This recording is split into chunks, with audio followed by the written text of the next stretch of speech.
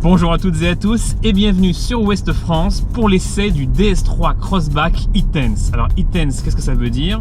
C'est le logo 100% électrique de la marque DS.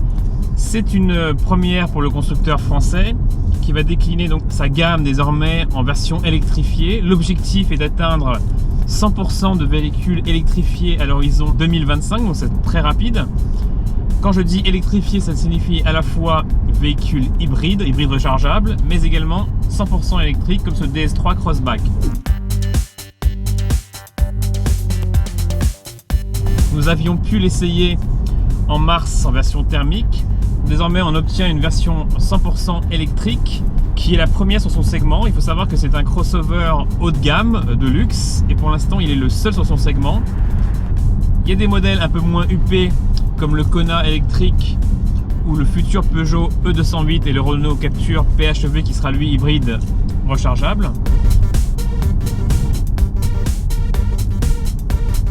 Visuellement, il n'y a pas beaucoup de différence par rapport à un DS3 Crossback.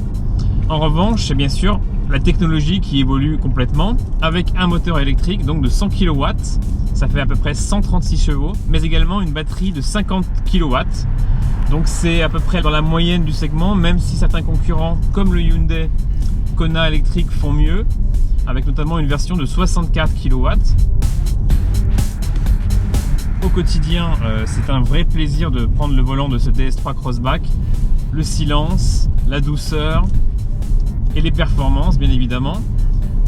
Il faut savoir que DS propose 3 modes de conduite. Un mode éco, où la puissance est bridée à 82 chevaux, un mode normal où la puissance passe à 109 chevaux mais avec un peu plus de répondants, et enfin un mode sport où on a tous les chevaux qui se libèrent, les 136 chevaux.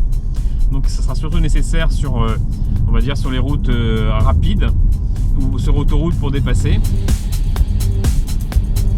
Donc c'est un système qui est assez ingénieux finalement en fonction des modes de conduite du lieu où on se trouve pour optimiser la consommation. Il y a également un mode régénération donc qui permet au lever de pied ou au freinage de récupérer de l'énergie. Donc c'est plutôt pas mal, même si DS n'a pas poussé le concept très loin, dans le sens où il y a des marques concurrentes qui permettent une régénération plus flagrante et un freinage plus mordant. Là c'est quand même assez soft on va dire, donc c'est sans doute pour pas brusquer les conducteurs, pour pas avoir une voiture qui freine trop brusquement en levant l'accélérateur. Alors ce qui frappe surtout aussi à la conduite de ce DS3 Crossback e-Tense, c'est son comportement routier. C'est sans doute la voiture électrique la plus dynamique, avec un châssis qui est vraiment très réussi.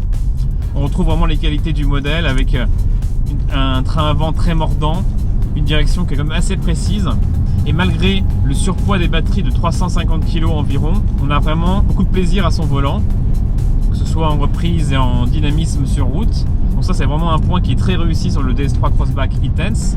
En revanche, en matière d'énergie et d'autonomie, on a quand même des chiffres qui sont un peu moyens. Sur cet essai donc en région parisienne, nous avons mesuré environ 255 km d'autonomie en roulant vraiment sans se priver, comme si on utilisait une voiture thermique, alors que DS annonce plutôt 300 à 320 km d'autonomie. Donc c'est un petit peu moins que ce que DS annonce, et c'est moins, encore une fois, que le fameux Kona électrique qui lui, avec sa grande batterie de 64 kW, permet de largement dépasser les 350 voire 400 km d'autonomie. Donc c'est une petite déception à ce niveau-là. Sinon, ce DS3 est toujours très élégant avec des très beaux matériaux. Je pense notamment à ces cuirs sur cette version, la première, cette console centrale très travaillée. Donc on a vraiment une belle réalisation et un magnifique écran également multimédia de 10 pouces, donc c'est très agréable.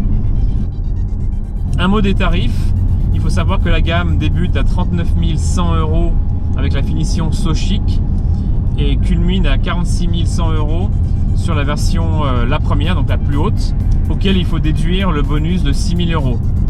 Donc c'est un tarif qui n'est pas forcément très élevé, ça reste assez concurrentiel finalement, même si encore une fois, certains concurrents font mieux en autonomie et en performance.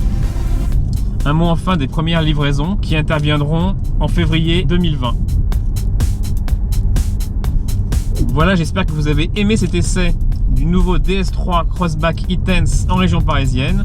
Quant à moi, je vous dis à très bientôt sur Ouest France. Salut!